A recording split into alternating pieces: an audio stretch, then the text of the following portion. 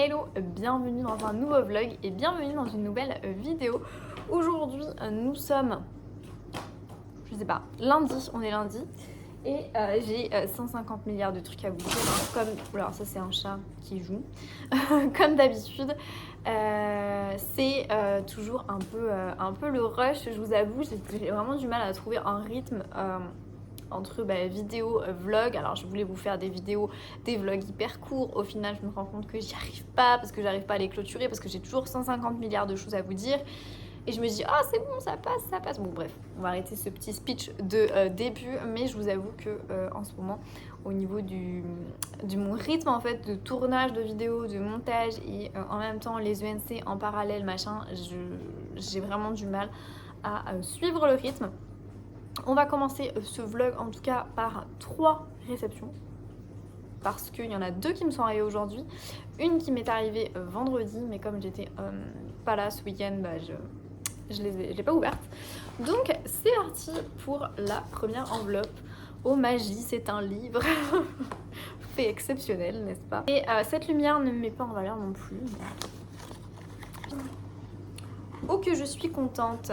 Et il y en a une aussi qui va être contente parce qu'elle a un petit cadeau, bien sûr. Il y a un petit pins.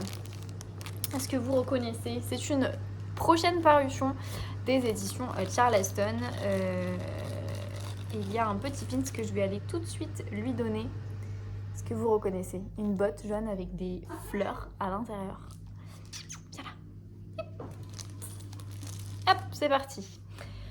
Il s'agit évidemment des Pas de côté de Marie-Aude Mériguet. C'est un livre que j'ai adoré. J'ai vraiment adoré.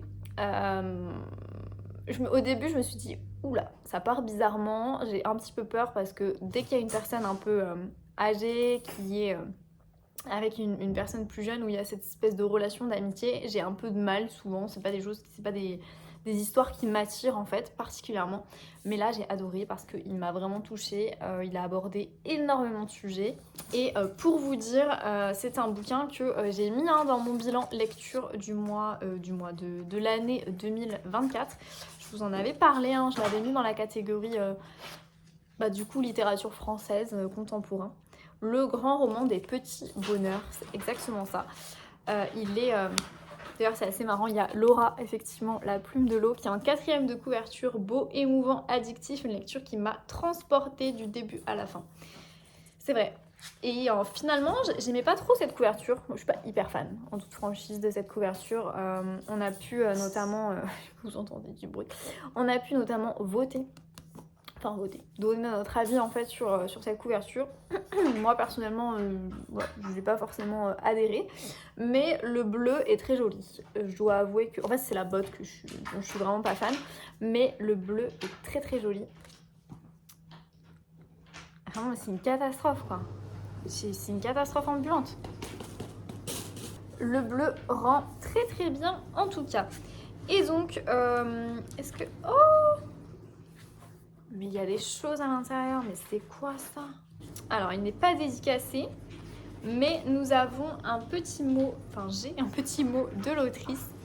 Ça y est, l'heure du rendez-vous avec Zola et Yvonne a sonné. Je suis heureuse de partager cette aventure avec vous.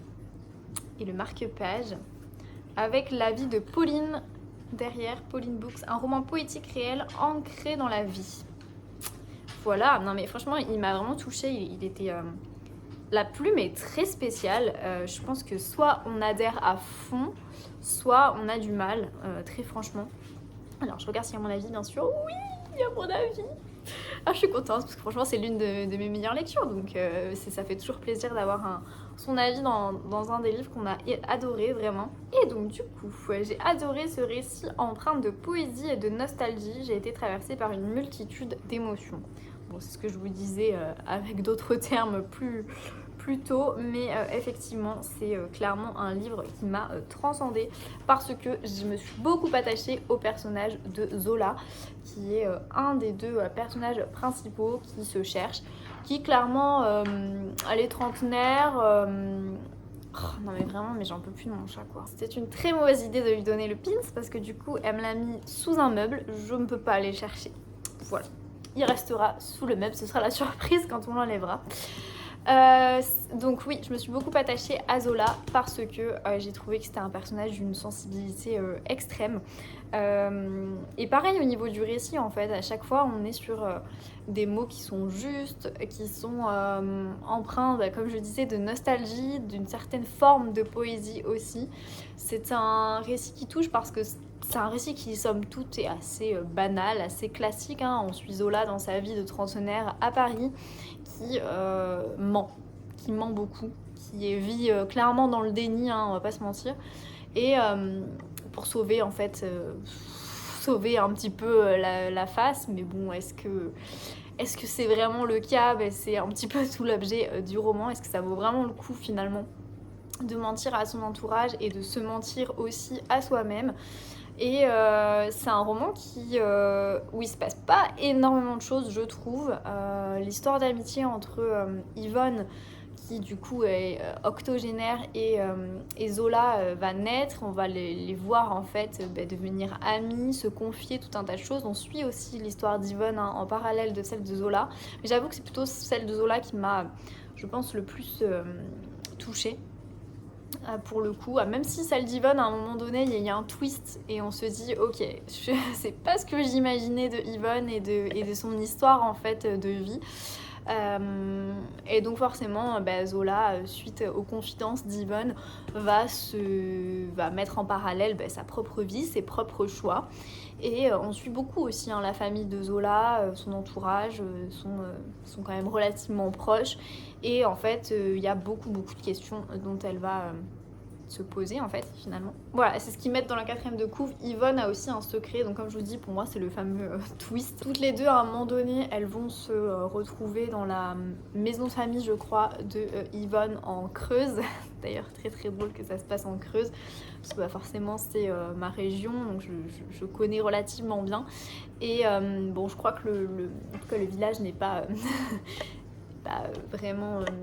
c'est pas vraiment situé, hein. On sait que c'est en Creuse, mais voilà, y a pas, le village n'existe pas réellement. Mais en tout cas, elles vont se ressourcer toutes les deux aussi, essayer de faire un peu la paix sur leur passé pour Yvonne et puis ses choix pour Zola. Donc voilà, vous allez découvrir une histoire qui est franchement hyper... Alors justement, j'avais envie de dire douce, mais en fait non, elle est hyper difficile, je trouve. Mais en même temps c'est porté par une plume qui est vraiment douce, assez poétique, qui vous embarque, qui, comme je disais, plaît ou ne plaît pas. C'est vraiment un livre qui pour moi est un peu à double tranchant, et c'est pas négatif quand je dis ça, c'est juste que je vous préviens entre guillemets, parce que je sais que je peux parfois donner envie de lire certains livres, mais je préfère vous prévenir. Si le sujet etc vous plaît, vous intéresse, foncez. Si ça vous plaît moyen, ouais, encore une fois, je pense qu'il faut vraiment adhérer un petit peu avec sa plume. C'est assez singulier en fait comme plume. Mais moi perso, je suis fan. En fait, je suis fan de ce genre de plume. J'aime beaucoup parce que je trouve qu'elle a un côté singulier et puis même un peu brut. Enfin, je sais pas comment expliquer, mais dans le bon sens du terme, quoi. Comme si c'était une sorte de diamant brut. Enfin voilà. Et du coup, j'adore. Donc j'ai adoré ce livre, vous l'aurez compris, et c'est pour ça aussi qu'il a fait partie de ma vidéo sur mes meilleures lectures de 2024. Je vous ai fait là, mais une chronique hyper complète. Je vais essayer d'être plus complète que ça pour ma vidéo du coup sortie Charleston mars-avril. Ah oui, du coup il paraît le 6 mars, mais bon, je pense que vous aurez déjà la vidéo parce que... Franchement, je monte mes vidéos tellement tard que voilà, tout est déjà sorti. Et ensuite, j'ai un autre énorme colis. Et là, je sais pas. Et là, je me dis, est-ce que c'est Charleston ou pas? Parce que ça me paraît un peu bizarre. Mais bon, on va ouvrir. Ah j'ai bugué. Ok, alors je vous explique. Dis donc, ça a été d'une rapidité incroyable. J'espère que vous aurez cette vidéo à temps, mais cette année, je vais au Quai du Polar à Lyon, comme chaque année depuis maintenant 3 ans. Et j'ai été cette année conviée à un événement organisé par La Martinière, donc les éditions de La Martinière. Je pense que vous voyez à peu près de quelle maison d'édition il s'agit.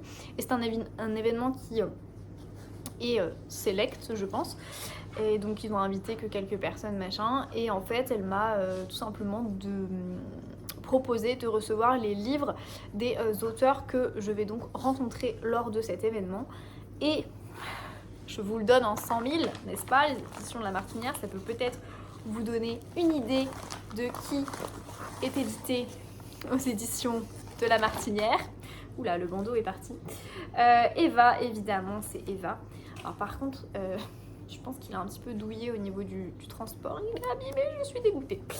Mais je suis extrêmement ravie quand même, hyper contente de recevoir le 4e tome des aventures d'Elma, de l'autrice islandaise que j'adore, Eva Björk Agisdottir. Je vous en ai beaucoup parlé, je crois. Je suis fan, j'ai lu tous ses romans, bon, sauf celui-là du coup, sauf son dernier. Mais j'ai trop hâte de continuer à suivre un petit peu les aventures de Elma. Faux semblants, révélations dangereuses, famille ou société dysfonctionnelle, c'est l'une des voies les plus fascinantes du polar nordique. La série la série à succès des enquêtes d'Elma est adaptée en série télé. Bientôt diffusée en France. Oh, alors ça... Dans une des très rares forêts d'Islande, un chalet isolé abrite des secrets inavouables. Quand le corps d'un homme est retrouvé dans une petite maison de la vallée de Nanana, à l'ouest de l'Islande, l'inspectrice Elma sent que l'enquête va l'entraîner bien plus loin qu'elle ne le souhaiterait. Elle connaît la propriétaire du chalet. Les rares indices font ressurgir l'ombre d'une tragédie survenue 25 ans plus tôt, la noyade inexpliquée d'un enfant lors d'un camp de vacances. Oh mais j'adore! Entre non-dit et quête de rédemption, les silences se fissurent au sein de la petite communauté locale. La vérité que cherche à faire émerger Elma pourrait bien leur coûter plus cher que les crimes endormis. La question maintenant, c'est est-ce que j'aurai le temps de lire avant les quêtes du polar qui est dans un mois tout pile à partir d'aujourd'hui. On est le 3. Je sais pas. Ensuite, attendez. J'ai un marque-page. Et j'ai donc les livres des 2 autres auteurs. Alors, j'ai celui-ci qui est le prochain roman de Christophe Molmy, Comme un papillon. Ce sont les épreuves non corrigées, il paraît donc le 4 avril prochain. Alors, comme un papillon épinglé au mur, Mathieu n'avait jamais douté de lui, de ses actes, de sa légitimité, de son mariage, jusqu'au jour où il est arrêté pour viol, les menottes passées devant l'école de ses enfants. C'est le début d'un vertige sans fin pour cet homme qui ne savait pas qu'il pouvait tomber. Autour de lui, les voix des femmes qui croisent sa trajectoire. Son épouse qui décide que c'est la fois de trop. La psychologue... Oh, mais j'arrive pas à parler. La psychologue experte auprès de la cour d'appel qui l'invite à remonter aux origines de la faille. Et puis cette femme, dont on ignore l'identité, mais dont la vie a été percutée par celle de Mathieu et qui ne s'en est jamais remise. Un roman noir cinglant qui montre toutes les facettes d'un même geste avec une humanité dérangeante et vraie. Il a l'air aussi très bien. Et donc Christophe Molmy, il est flic, écrivain, c'est l'ancien patron de la BRI, oui, la brigade anti-gang à Paris, ayant couvert la période des attentats de 2015. Il dirige aujourd'hui la brigade de protection des mineurs. Alors, je suis désolée, j'ai un petit coup de barre là, je ne sais pas ce qui se passe. Et ensuite, le dernier auteur que je vais donc rencontrer, il s'agit de Arttu Tuominen. J'espère que je prononce bien. Voilà, nous avons sa tête ici. Il est finlandais et du coup, je sais qu'il a écrit, je crois que c'est son 3e ou 4e roman. Oh là là, oh là là. Et donc là, j'ai choisi La Revanche qui, il me semble, est déjà paru au format poche. Bon bref, parce qu'on pouvait sélectionner, du coup, choisir le livre qui nous tentait le plus de cet auteur. Quand une boîte de nuit fréquentée par la communauté LGBTQIA+, est touchée par une explosion dans la petite ville finlandaise de Pori, l'inspecteur Henrik de la brigade criminelle est chargé de l'enquête. Mais il ne s'agit pas d'une affaire comme les autres pour Oxman. Présent dans le club ce soir-là, il a quitté les lieux en compagnie d'un autre homme quelques instants avant l'attentat. À mesure que l'enquête avance, il se retrouve déchiré entre sa vie intime qu'il a toujours su préserver et son sens du devoir. Auscultant la part d'ombre que chaque individu porte en lui, La Revanche interroge la diversité, la tolérance, la colère, les cicatrices de l'enfance, la honte et l'acceptation de soi. Ouais. Voilà, il a l'air très bien, le sujet m'intéresse, donc voilà. C'est pour ça que je l'ai sélectionné. Et Et je suis curieuse voilà, de lire pour la première fois, parce que je crois que j'ai pas encore lu d'auteur finlandais. Merci infiniment aux éditions de La Martinière pour l'envoi de ce colis avec ces 3 romans et ces auteurs donc que je vais rencontrer et retrouver pour Eva en avril du coup au quai du Polar. Et enfin, 3e colis que je vais devoir aller chercher des ciseaux, ma parole. Des ciseaux. Oh, des ciseaux. Des ciseaux. Qu'est-ce que c'est? Qu'est-ce que c'est? C'est party. Alors là, je sais ce que c'est parce qu'en fait, j'ai été spoilée déjà sur Instagram, évidemment. Ah, je sais ce qui l'intéresse. Est-ce que c'est ça? Oui. Va là-bas. Alors bien sûr, il y avait une ouverture facile, mais avec moi, ça ne fonctionne jamais. Donc l'ouverture facile n'a pas marché. Voilà, the colis. Vraiment, je suis un peu déçue par mon ouverture qui est catastrophique. Mais bon, c'est pas grave. Alors, peux-tu nous laisser un petit peu de place pour déballer tout ça? Oh, qu'est-ce que nous avons là? C'est du miel. Trop bien, j'en avais plus. Trop contente du miel. Alors, je crois qu'il y en a une qui va kiffer tout ça là. Évidemment, le livre, le fameux. Il s'agit de Terre brisée. Claire Leslie Hall, émouvant, poétique, mystérieux, un roman qui touche en plein cœur. Qu'est-ce que tu fais? Elle va s'étouffer avec, j'en peux plus. Je peux pas lui laisser. Arrête. Oh là là, catastrophique. Alors, qu'il est beau, mais qu'il est beau. Alors après, on l'avait déjà reçu un petit peu. Ils font ça aussi, vos chers là. Moi, elle fait ses dents là sur les cartons. On dirait un bébé. Hop.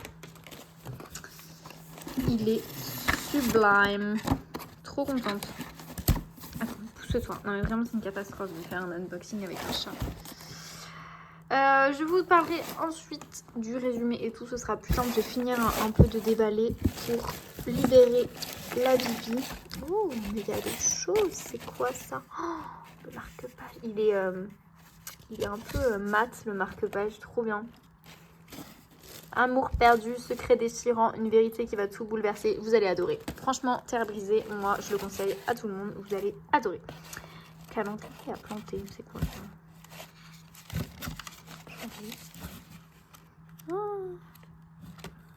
Oh, c'est trop mignon ça. Oh, j'adore, il est super beau. Hop. Et nous avons, qu'est-ce que nous avons d'autre? Relax. C'est tilleul, verveine, camomille, pétales d'oranger, feuilles d'oranger. Miam. Ensuite, 2. Ben, on a 2. Je crois que c'est tout. J'espère que je n'ai rien oublié. Vraiment, merci. Oh là là, merci, merci les éditions de Charleston. Mais c'est fou, quoi. Trop mignon. Alors, celui-là, là. Petit miel. Trop bien. Alors, maintenant, il est temps pour moi de vous parler de... Il est trop bien. Il sort en mars là et franchement je pense que vous allez adorer. C'est un bouquin que j'ai adoré. Hein.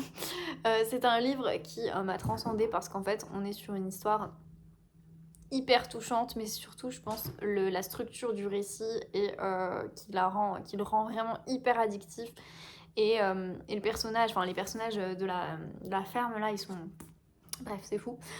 On suit du coup effectivement Bess qui... voilà, attendez. Parce qu'en fait, en gros, au niveau du récit, on a énormément de flashbacks. On fait des alternances passé-présent, mais genre extrêmement régulièrement. Ce qui fait que c'est hyper dynamique. On a vraiment l'impression, il n'y a pas de temps mort, il n'y a pas de longueur. Et en fait, petit à petit, au fil des chapitres, on suit donc une femme qui s'appelle Bess qui... au début était amoureuse à 17 ans, on la suit, on sait dès le début, mais voilà, encore une fois par bribes, qu'elle a eu une histoire d'amour avec... Ouh là là, je sens qu'on va me piquer mon calendrier. Elle a eu une histoire d'amour avec un jeune héritier, en gros, le fils qui habite là dans le manoir, machin, alors qu'elle, elle est évidemment issue. Ouh là là, on est parti pour faire n'importe quoi. Elle est issue, bien sûr, il y a une différence de classe sociale entre les deux et à un moment donné, l'amour... Enfin, leur histoire d'amour se termine. Je vous dis pas comment, parce que sinon ce serait vous spoiler. Mais au tout début du livre, en fait, on sait qu'il y a un homme qui est accusé de meurtre. Voilà, un homme est mort à la ferme, il est mort, et tout ce que les gens veulent savoir, c'est qui l'a tué. On sait que l'homme qui a tué, donc visiblement un autre homme, mais on ne sait pas qui, on sait que cet homme est très cher, en gros, à Bess. Sauf qu'évidemment, après son histoire d'amour, à l'âge de 17 ans, elle a rencontré quelqu'un d'autre, et donc elle s'est mariée avec cette autre personne, qui s'appelle Franck, voilà. Franck, et on ne sait pas du coup qui est dans le box des accusés. Est-ce que c'est Gabriel? Est-ce que c'est Franck? Vous allez le découvrir à un moment donné dans le récit, mais il y a plein de petites histoires dans l'histoire, et petit à petit, en fait, il y a le fil qui se déroule, et c'est juste passionnant.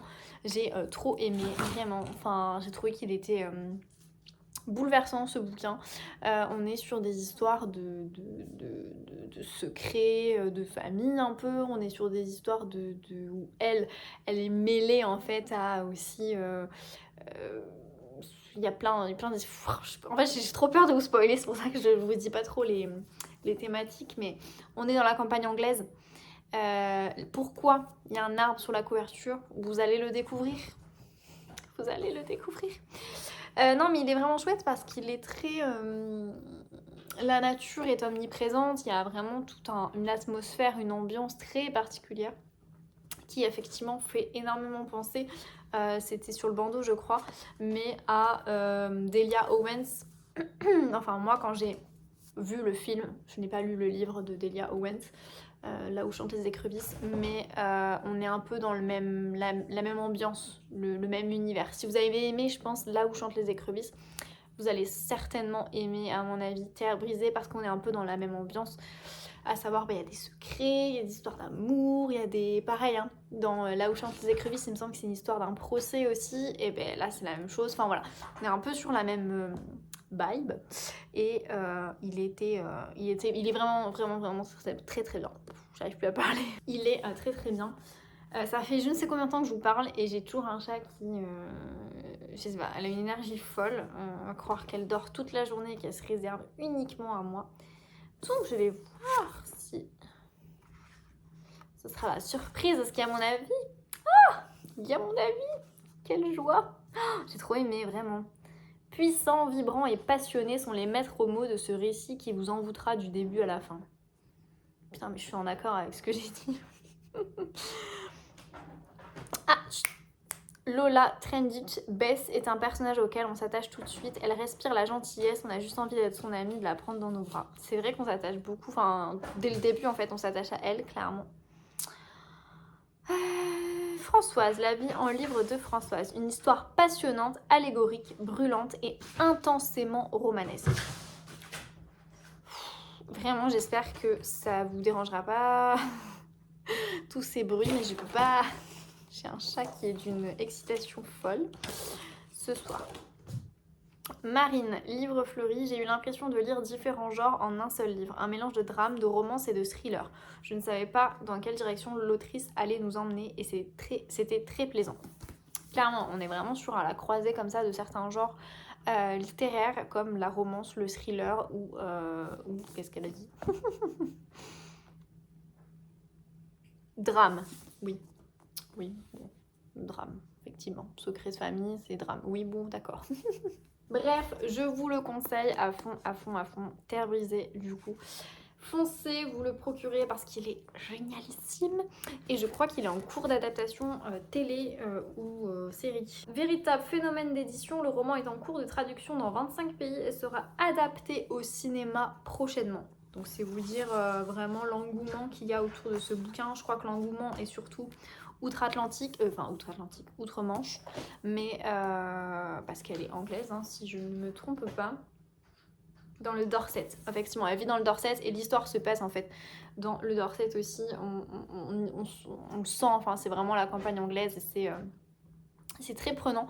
Franchement, foncez parce que j'ai trop aimé et je pense que pour le coup, celui-là peut plaire au plus grand nombre. Donc allez-y, allez-y, allez-y. Voilà pour moi pour aujourd'hui. Et je vous reprends du coup plus tard pour vous faire un update lecture parce que là, j'ai ouvert beaucoup de choses et je vous ai beaucoup parlé. Je suis un petit peu fatiguée. J'espère que vous allez bien. Moi, c'est pas la joie, très franchement. Mais parlons livres, ça va me faire du bien de parler livres. J'ai une petite pile, là, ce que vous voyez. Petite pile de colis. Je me suis dit que j'allais ouvrir tout ça avec vous. Ça va me faire aussi du bien. Premier colis qui me vient des éditions de l'Archipel. Qui est arrivé il y a pas très longtemps. Aujourd'hui, on est vendredi 14 mars. J'allais dire 13 mars, mais non, 14 mars. Et je pense savoir ce que c'est parce que... Oui, ok. En fait... Alors... Merci beaucoup à Mylène des éditions de l'Archipel, c'est un tome 2. En fait, je sais pas ce qui s'est passé au niveau de la poste, mais ils m'ont pas envoyé le livre est retourné en fait à l'expéditeur.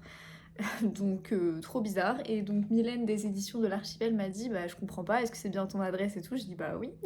Et en fait, elle me l'a renvoyé. Donc merci beaucoup franchement de me le renvoyer parce que bah je sais pas du tout ce qui s'est passé là. C'est donc la saga des Demoiselles d'Oxford Street. Je sais pas combien il y a de tomes en tout, mais là c'est le deuxième tome qui est paru donc aux éditions de l'Archipel. Ce tome 2 qui s'intitule L'année des fiançailles. On suit en fait dans le tome 1, que je n'ai pas encore lu, mais ça m'a vraiment donné envie du coup de lire le tome 1. On suit 4 jeunes filles dans un grand magasin, qui vont travailler dans un grand magasin à Londres au début du XXe siècle. Du coup, je suis allée chercher le tome 1 parce que je l'avais mis en top dans ma pile là. Donc l'ouverture du grand magasin, on est en 1912 tout précisément à Londres et donc on va suivre l'ouverture d'un grand magasin qui s'appelle Harper's, qui rivalise avec la célèbre maison Harrods. Et c'est sur Oxford Street, donc les Demoiselles d'Oxford Street. Je pense que vous connaissez cette grande rue très très commerçante à Londres que j'ai eu l'occasion d'ailleurs de faire déjà. Et franchement, cette saga me tente beaucoup, donc je suis trop contente vraiment de cette réception du tome 2. Ça me met en joie. Et la DA a changé, ça c'est un peu les backstage que je vous donne entre guillemets de la maison d'édition. Mais alors attendez, parce que mon chat fait n'importe quoi. C'est bon, c'est qu'elle sort, mais comme j'ai trop peur qu'elle passe au niveau du balcon, qu'elle saute ou quoi, du coup elle a un harnais. Et évidemment, le nombre de fois où elle s'enroule autour d'une chaise ou quoi, faut toujours être à côté. Donc du coup oui, pour vous parler des coulisses entre guillemets de la maison d'édition, la DA a changé en fait au niveau des couvertures etc. Ils ont décidé de basculer sur quelque chose d'autre. Donc voilà la couverture du brochet qui est un peu la même, hein, on s'entend, c'est pas non plus complètement différent, mais je trouve qu'il y a une... Elle expliquait, Mylène, justement dans la conversation qu'on avait, que c'était vraiment des choix éditoriaux de vraiment changer un peu les couvertures et pour essayer de rebooster en fait tout simplement les ventes. Donc là vous voyez que donc ce premier tome des Demoiselles d'Oxford Street est déjà paru, oui le 13 mars, donc est paru au format poche ici, et vous voyez que bah, ça n'a strictement rien à voir avec cette couverture. Donc oui, c'était intéressant d'avoir toutes ces coulisses là des maisons d'édition. Donc voilà pour cette première réception, très contente de cette réception. Deuxième colis cette fois-ci qui est arrivé aujourd'hui. Bon, vu l'état du paquet, il a dû clairement morfler, hein, on va dire ça comme ça. Et donc, ah oui, c'est la première fois que je demande un livre des éditions Nami. Oh my god, mais vraiment dans quel état il est? Je suis choquée. Bon, c'est pas grave. Mais c'est quand même pas fiable. On dirait qu'il a pris l'eau. tant pis, mais bon, visiblement il a bien vécu. Donc du coup j'ai sélectionné cette fois-ci dans le catalogue, parce que bah, on a le droit, hein, comme les autres partenaires à Charleston, on a le droit au catalogue avec les parutions des autres maisons d'édition du groupe en fait, Le Duc. Et je n'ai jamais demandé aucun ami, je n'ai pas d'édition d'amis dans ma pile à lire, parce qu'à chaque fois, bah, clairement, les sujets, les couvertures, tout ça, ça ne m'intéresse pas, enfin, ça m'attire pas spécialement. Mais là, j'avoue que j'ai été très curieuse. À chaque fois, en fait, pour les éditions d'amis, je lis tous les résumés parce que je me dis, est-ce qu'il y en a un qui peut me tenter? Et à chaque fois, ce n'est donc pas le cas. Mais celui-ci, je me suis dit, wow, ça a l'air plutôt pas mal, donc je voulais tester. Depuis l'étage du bus à Impérial, Libby Nichols observe la ville de Londres défiler sous ses yeux. Sa vie en miettes a tout juste 30 ans, seule et au chômage, elle ne sait plus ce qu'elle attend de l'existence. Plongée dans ses pensées, elle est soudain interrompue par un vieil homme qui entame la conversation.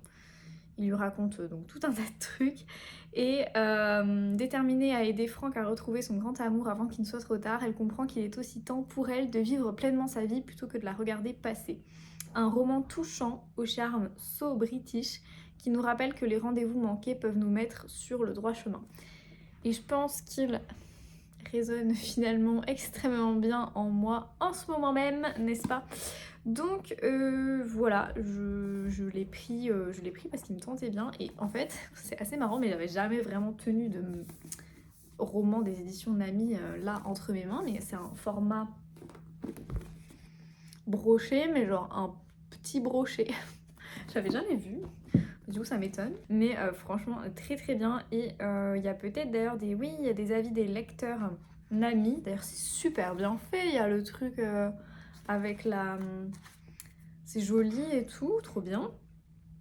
Alors, les chroniques de Béret. Le personnage de Frank m'a beaucoup touchée. Il n'a jamais oublié la rencontre avec son inconnu du bus 88. Et ne désespère pas, je vais y arriver, de la retrouver. Ma pause livresque, la quête de ce vieil homme, les fausses joies et les rayons de soleil qui éclairent son chemin ont su m'attendrir. Lolette, j'ai pris beaucoup de plaisir à redécouvrir Londres à travers les yeux des personnages, ça m'a donné envie d'y retourner. Est-ce que je vais ressentir la même chose à sa lecture? Ce sera la surprise. Alors, gros colis avec donc 2 réceptions. Et oui, 2 réceptions parce que une première que j'ai lue, donc un livre que j'ai lu en tant que lectrice Charleston, je suis très contente de vous le montrer, mais décidément ces livres, je n'ai aucun livre qui est correct, entre guillemets.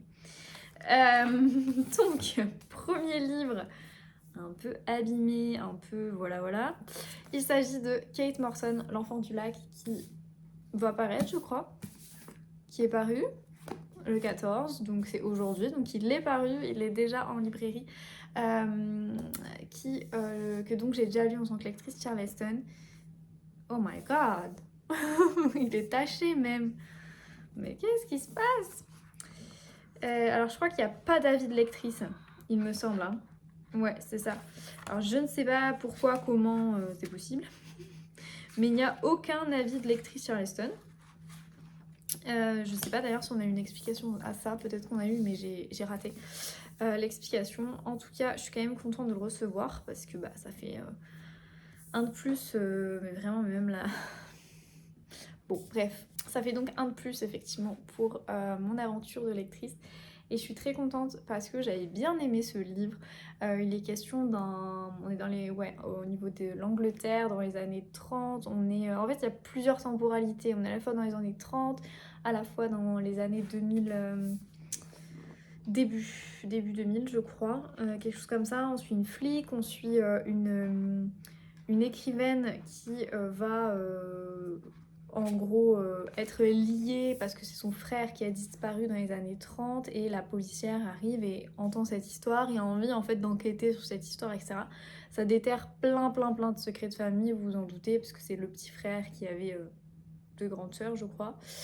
En fait, Kate Morton est vraiment la pro de ce genre d'histoire de famille avec des secrets où il y a une sorte de... toujours pas une enquête policière, mais Enfin, si, parce qu'en soi... Non, parce que j'ai lu La prisonnière du temps, et de mémoire, il n'y avait pas d'enquête policière. Mais je peux me tromper, parce que je l'ai lu il y a super longtemps. Mais j'ai lu également d'elle, je crois que je l'ai plus... Non, je crois que je l'ai plus. J'ai lu Les ombres d'Adélaïde Hills, qui est sorti aussi chez Charleston, je sais plus si c'était l'année dernière ou l'année d'avant. Et j'avais aussi beaucoup aimé, c'est juste qu'il est très très long et il y a quand même des longueurs. Donc si vous appréciez les longueurs parce que ça vous permet de vous immerger vraiment dans l'ambiance, etc., bah vous allez adorer. Par contre, si vous êtes vraiment pas fan de longueur et tout, bah je pense que comme moi, vous allez peut-être aimer ce roman hein, d'ailleurs, mais pas avoir une excellente lecture et ça a été mon cas. J'ai adoré, j'ai trouvé que en fait la deuxième moitié était bien plus intéressante que la première moitié, que ça s'enchaînait au niveau des secrets, des révélations, tout ça, mais que ça mettait trop de temps en fait à se mettre en place.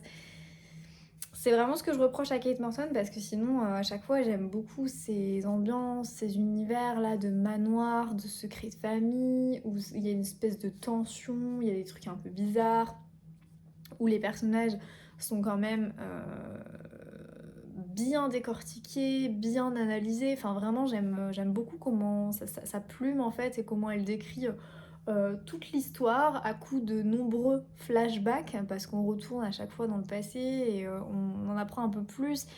Ça nous donne envie mais je trouve que elle est quand même trop longue à expliquer et à poser le décor. Donc voilà, j'ai bien aimé dans l'ensemble et c'était intéressant cette maison de campagne là. Ouais, la famille Edevane qui s'appelle, c'est l'ONF.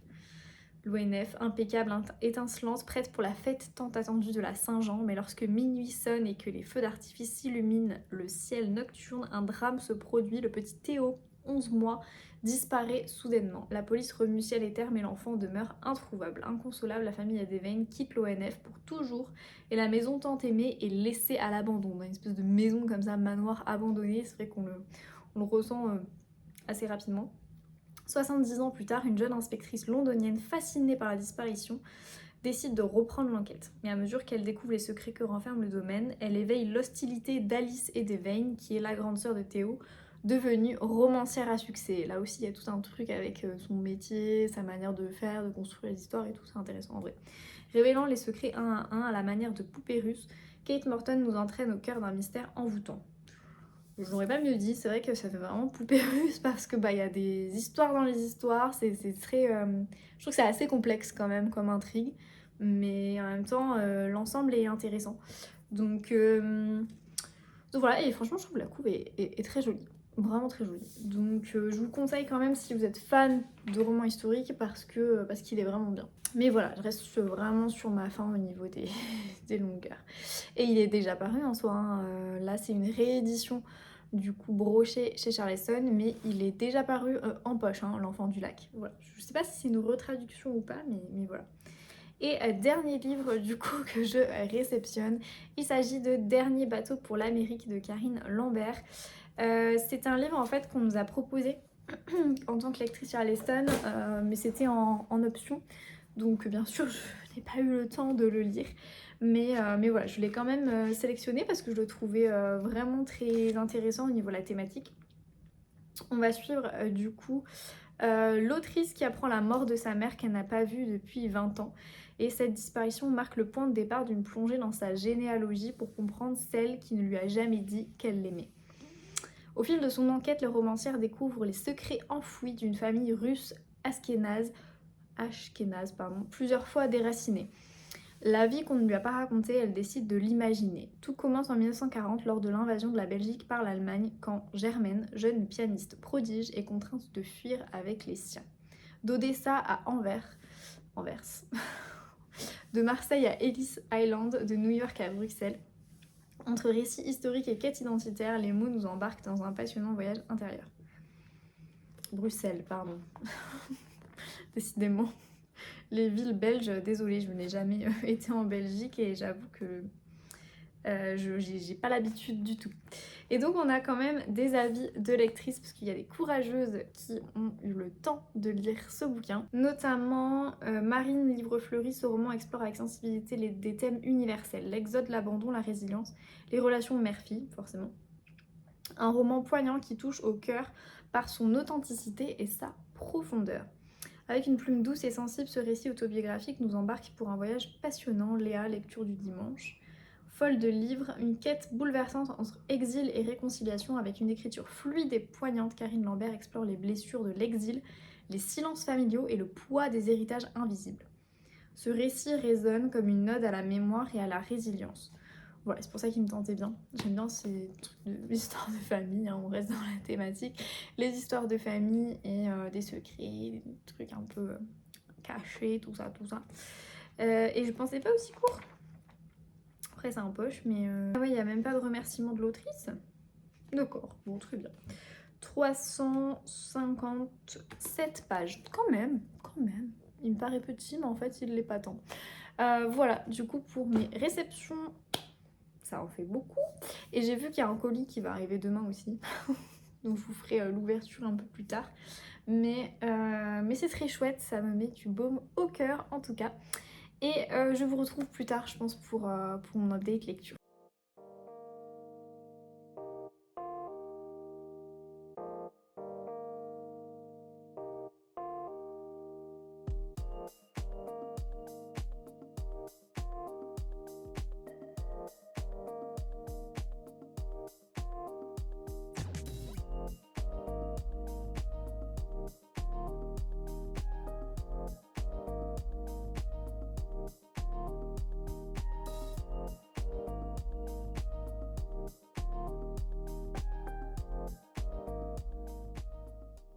Hey, je suis de retour avec un chat sur les genoux si il veut bien se tenir tranquille. Bah, tu connais déjà la caméra. Elle est câlin en ce moment, c'est trop bien. Elle est à moitié câlin, moitié joueuse, les deux. Elle est trop chou. J'en peux plus.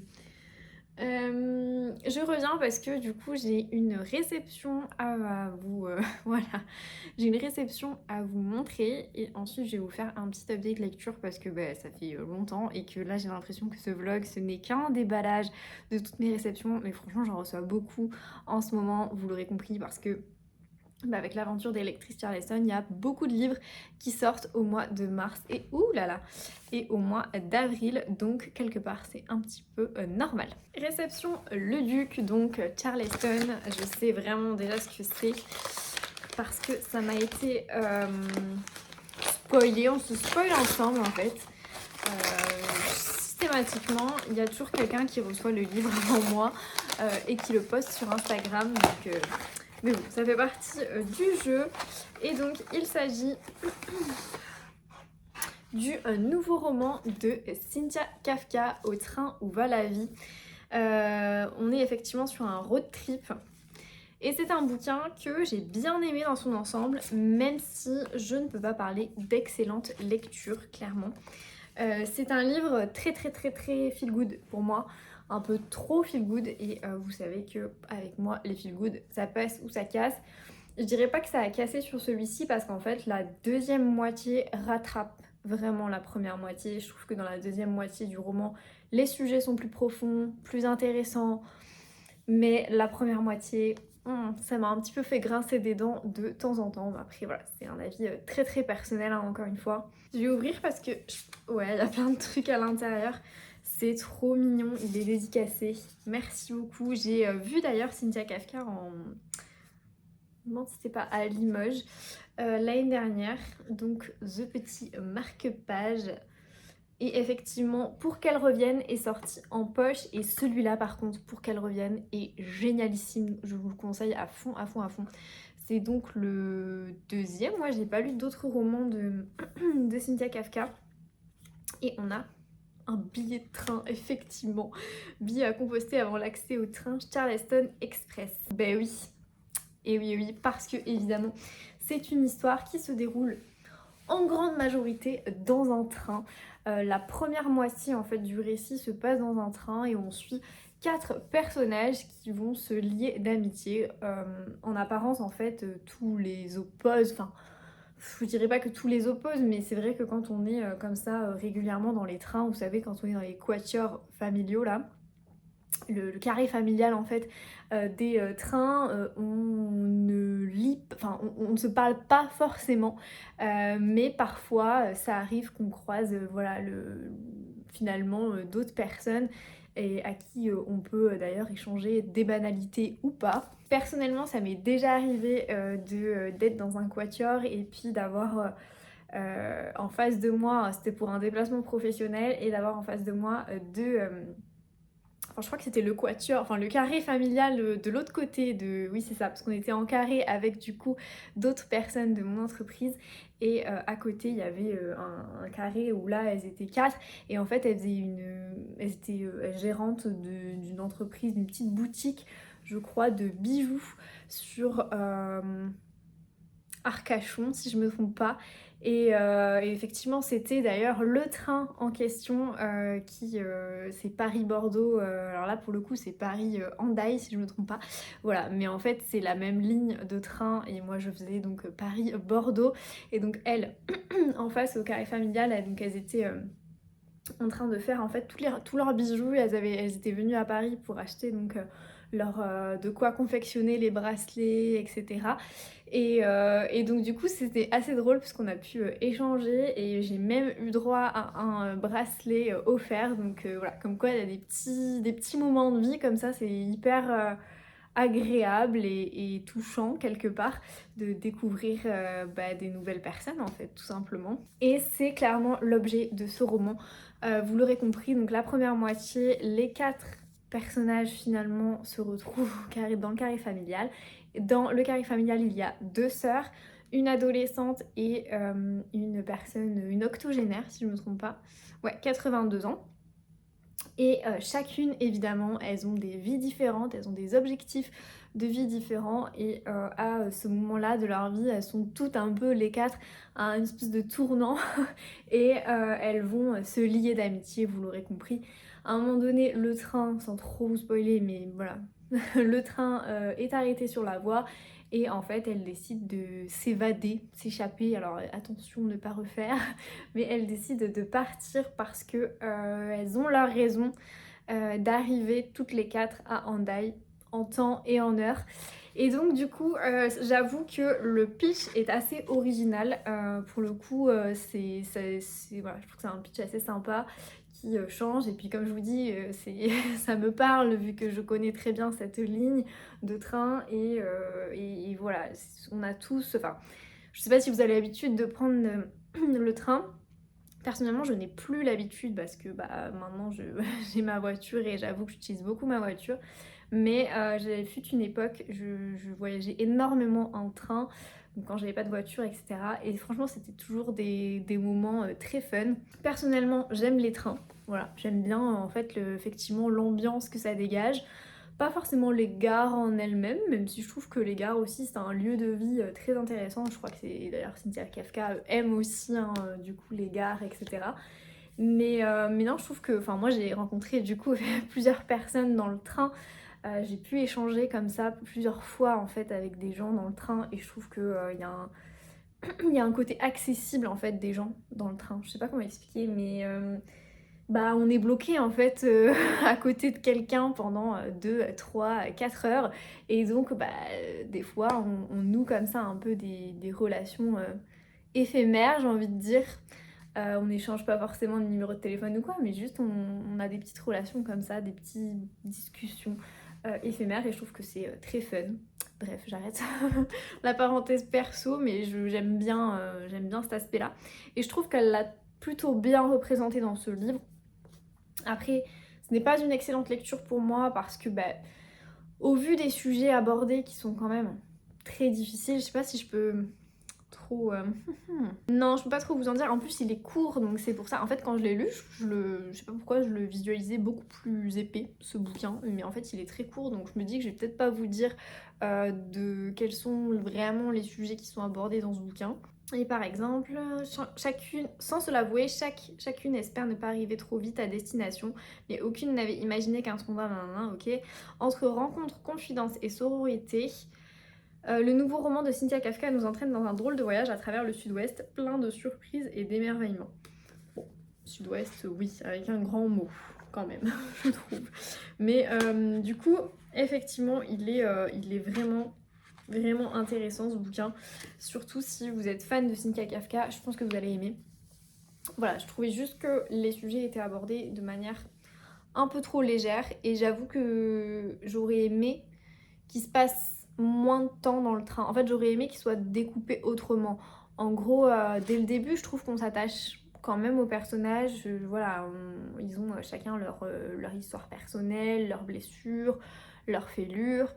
Il y a un peu d'humour aussi qui est distillé tout au long du roman d'ailleurs et qui est assez chouette parce qu'il vient alléger l'ensemble. Mais je suis un peu restée sur ma faim parce que en fait je trouvais que le moment dans le train, qui donc dure vraiment la moitié hein, quand même du récit, est un peu trop long. Un peu trop long, voilà.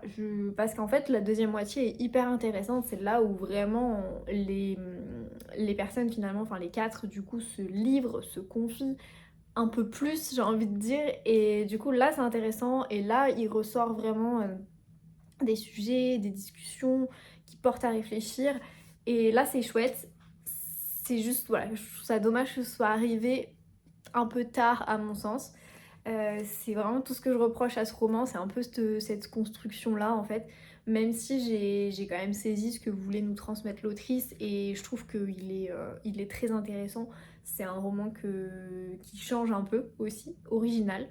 Et du coup, bah, pour le coup, s'il vous tente, je vous le conseille, hein, vraiment.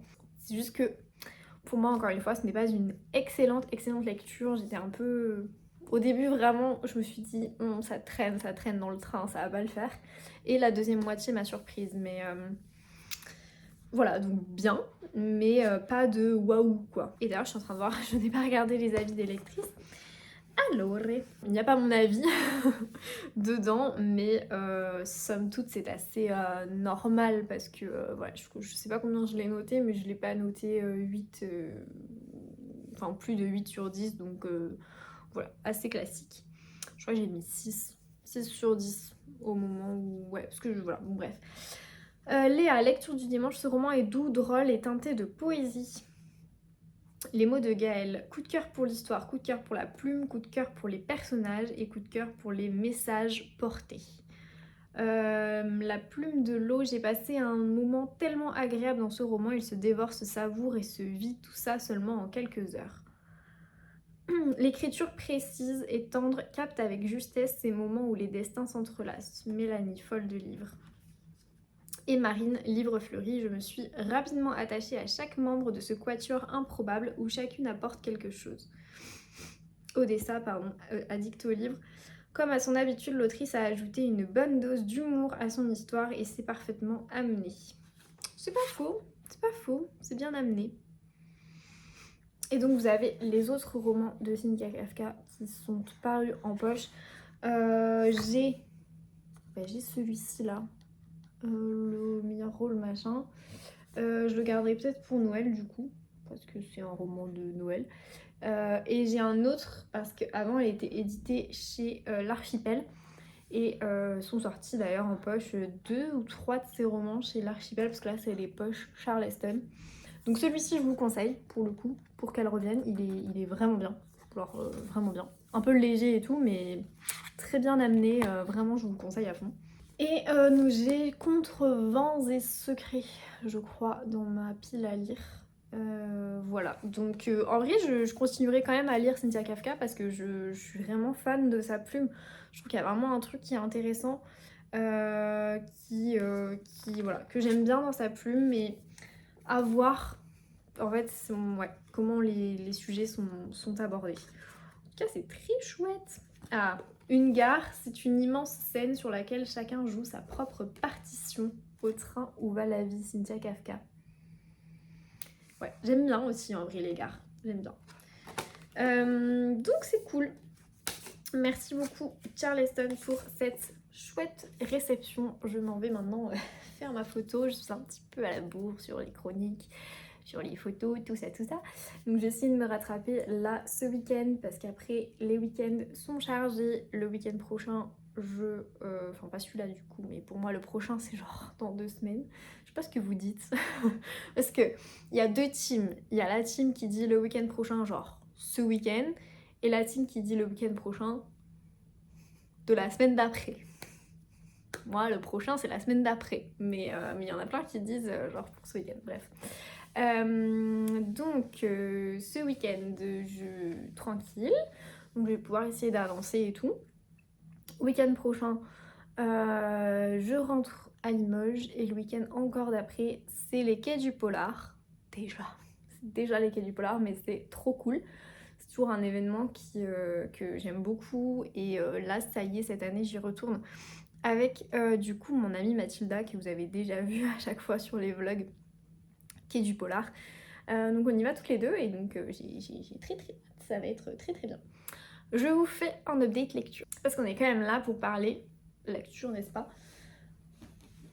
Du coup, en prévision, transition parfaite des quais du polar, les enfants qui blessent, je suis dans cette lecture et je n'avance pas beaucoup parce qu'en ce moment c'est un peu chaotique ma vie. Et donc du coup, j'ai lu 58 pages. Mais j'aime beaucoup, j'aime toujours autant Elma. Hein. Cette saga de bouquins, je trouve qu'elle est vraiment top, hein, très franchement. Et je suis bien dans cette histoire, faut juste que je continue. En ce moment c'est un peu compliqué. J'ai pas spécialement envie de lire en fait et surtout comme je vous ai dit j'ai beaucoup de NC. Là ça s'est un peu calmé très franchement donc là j'ai juste une ENC qu'il faut que je commence donc du coup malheureusement celui-ci je vais devoir le mettre en pause. Il faut que je commence, c'est le tome 2 du Secret des Agapantes de Clarisse Sabar et je suis très contente parce que j'ai eu un coup de cœur l'année dernière pour le tome 1 donc vraiment j'ai trop hâte de lire ce tome 2 hein, quelque part. Mais c'est juste que j'ai du mal à m'y mettre. Je dirais pas que c'est une panne de lecture, mais un peu quand même. Hein. J'ai jamais vraiment eu ça.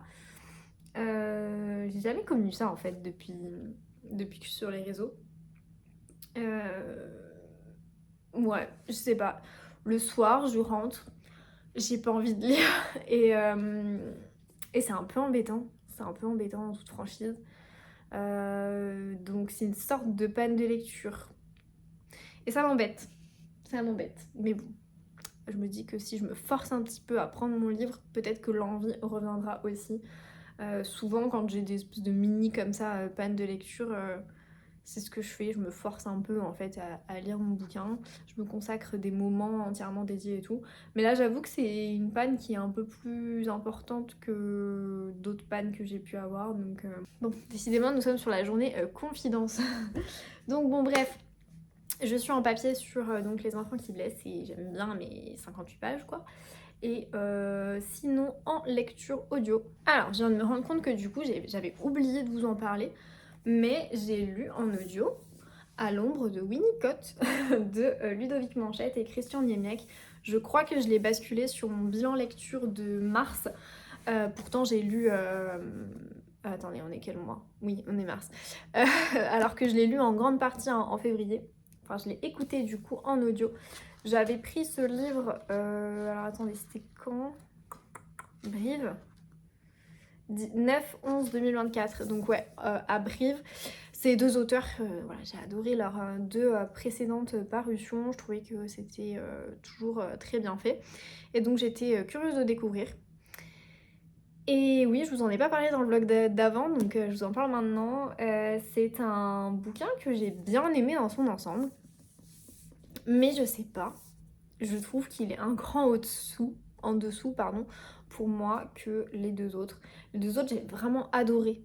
Vraiment, j'ai trouvé que l'ambiance était chouette et tout. Même America, qui au départ, au niveau du pitch, me tentait pas de fou. Mais celui-ci, je sais pas, m'a manqué un mini truc. J'ai aimé l'ambiance, mais je crois que j'ai un peu moins adhéré avec les personnages, ce qui a fait que, je sais pas, je me suis sentie un peu à l'écart de l'histoire.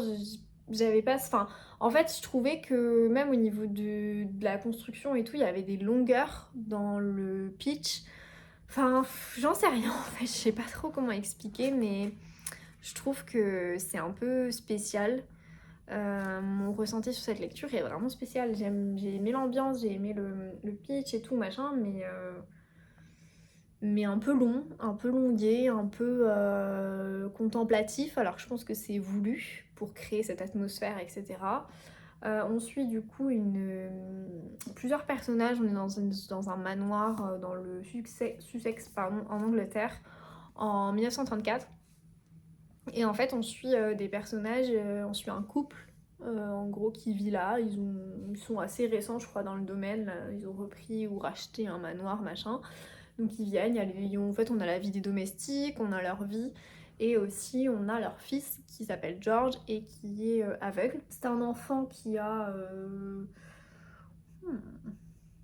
je sais pas trop quel âge il a. Il est assez jeune, je dirais qu'il a eu 8-9 ans, je crois. Et en fait, tout commence par le fait qu'il va changer de préceptrice et qu'une nouvelle préceptrice française va arriver au manoir et va un petit peu imposer j'allais dire son mode de fonctionnement ou sa méthode d'éducation, son mode d'éducation qui va contrebalancer complètement hein, avec du coup l'éducation qu'il a eue jusqu'à présent. Ça le change et en fait il va être soudainement considéré et elle va le prendre sous son aile et lui imposer une méthode assez particulière. C'est un personnage aussi très particulier avec un caractère assez fort et petit à petit, en fait, tout au long du récit, on va en apprendre un peu plus donc, sur le passé des personnages et l'ambiance va petit à petit devenir aussi un peu angoissante sans jamais, pour moi, tomber dans le thriller. Jamais. Il y a des scènes où il y a un peu des trucs bizarres qui se passent dans le manoir à base de fantômes et tout. Et c'est bien décrit. Mais je trouve que, enfin, j'ai pas frissonné, personnellement, j'ai pas eu peur du tout. Alors, je sais pas si c'était l'effet voulu, faudrait poser la question justement. Mais j'ai pas eu peur, j'ai vraiment eu cette impression d'être complètement détachée de l'histoire. Alors voilà, est-ce que c'est au moment où je l'ai lu, est-ce que ça a joué? Peut-être, hein, dans tous les cas. Mais je trouvais que ça apportait. Enfin, j'ai pas compris pourquoi cette ambiance angoissante apportait quelque chose au niveau de l'intrigue.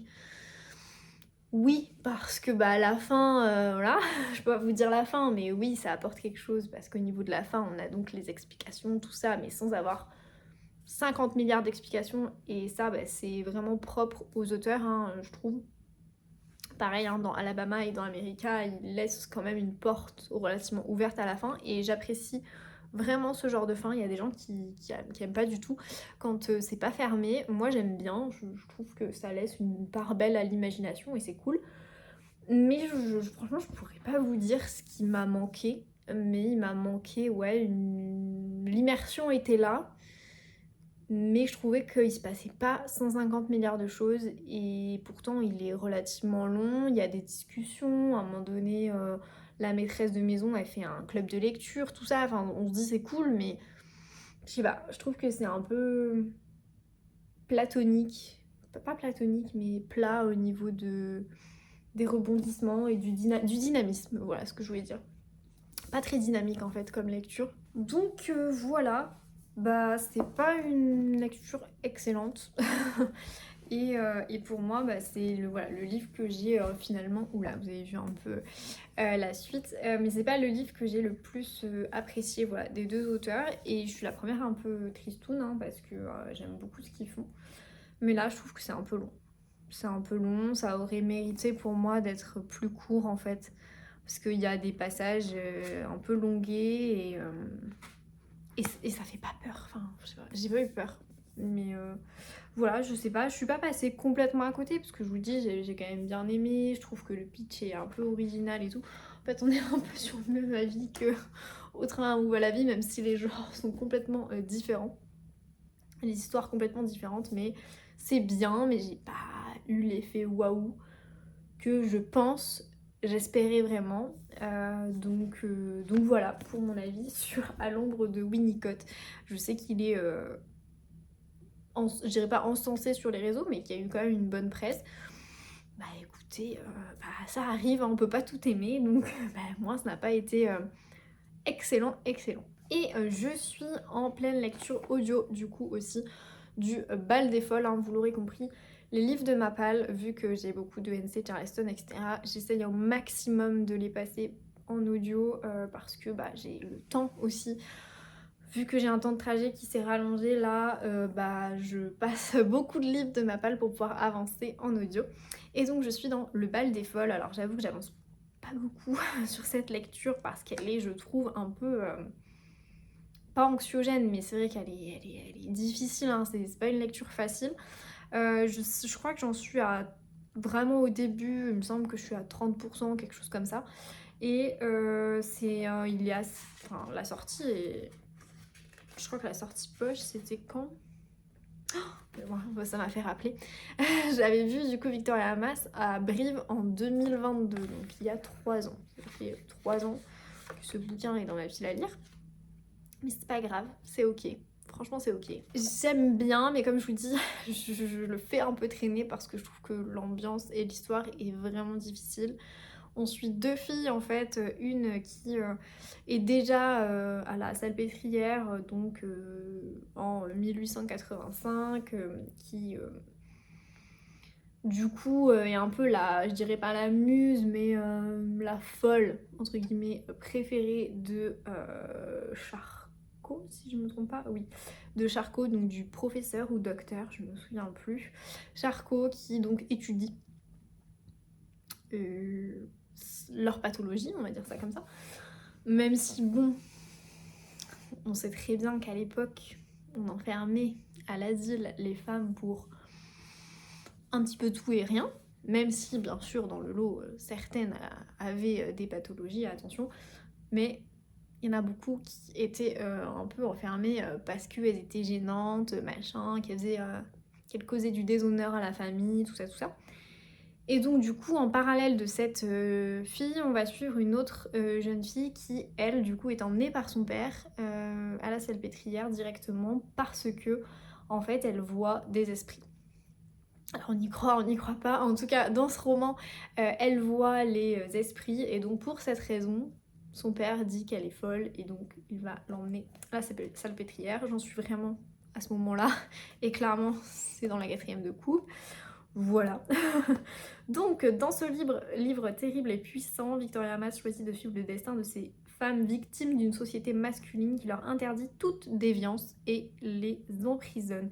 Ça vous fait pas penser à l'actualité? Parenthèse fermée. Parmi elles, Geneviève dévouée corps et âme au célèbre neurologue, Louise abusée par son oncle. Donc Louise, c'est la jeune fille dont je vous parlais là, qui est pas vraiment la muse, mais bon, bref. Thérèse, une prostituée au grand cœur qui a eu le tort de pousser son souteneur dans la Seine. Eugénie, enfin, qui, parce qu'elle dialogue avec les morts, est envoyée par son propre père croupir entre les murs de ce qu'il faut bien appeler une prison. Un hymne à la liberté pour toutes les femmes que le 19e siècle a essayé de contraindre au silence. Voilà. Bon, en fait, il résonne vachement en soi avec l'actualité, même si, on peut prendre de grosses pincettes en disant ça. Mais je trouve que c'est un bouquin qui donc traîne vraiment dans ma pile à lire. J'ai entendu énormément de bien, je sais qu'il y a un film ou une série, je sais plus, mais voilà, je sais qu'il a été adapté.